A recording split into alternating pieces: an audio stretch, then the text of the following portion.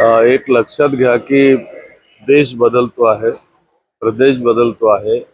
मोठ्या प्रमाणात महाराष्ट्रात नागरीकरण होत आहे, शहरीकरण होत आहे. अशा परिस्थितीमध्ये नियोजन मंडळाचा जो निधी असतो, ज्याला डीपीसीचा फंड म्हटलं जातं, तो मुख्यत्वे ज्या योजना आहेत त्या सर्व ग्रामीण भागासाठी असतात. शहरी भागासाठी काही नसतात.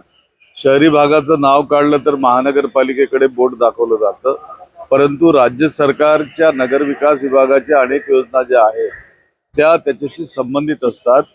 म्हणून काल डीपीसीची बैठक होत असताना मी त्या ठिकाणी माननीय पालकमंत्री महोदयांना त्या ठिकाणी विचारणा केली की शहरासाठी नवीन डीपीसी व्हायला पाहिजे आणि त्यासाठी आपण वेगळी बैठक या ठिकाणी आयोजित करावी. कारण ग्रामीणच्या मुद्दे जेव्हा चर्चेला येतात, आमचा 2-2, 3-3 तास वेळ हा ग्रामीणच्या मुद्द्यांवर जातो. शहरांचे मुद्दे या ठिकाणी चर्चेला होत जात नाहीत.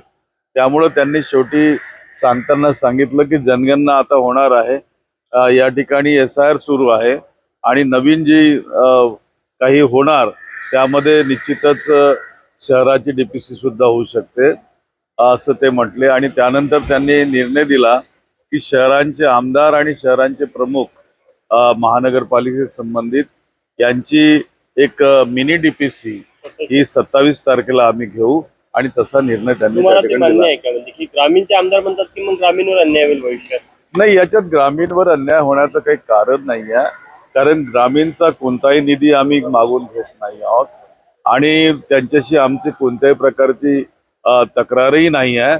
शहराचे जे प्रश्न आहेत ते चर्चेला यावेत आणि त्याला न्याय मिळावा. शेवटी नागपूर शहर हे राज्याची उपराजधानी आहे आणि त्या राज्याचे मुख्यमंत्री सुद्धा नागपूरचे आहे. त्यामुळे नागपूरचं वैभव टिकवण्यासाठी नागपूरच्या जनतेचं पर कॅपिटा इन्कम वाढावं, नागपूरचा GDP वाढावा या दृष्टिकोनातनं आणि या ठिकाणी शांतता आणि सुव्यवस्था व्यवस्थित राहिली जावी यासाठी असल्या प्रकारचा प्रयोग आणि डीपीसी होणं अत्यंत आवश्यक आहे अशी मांडणी त्या ठिकाणी केली.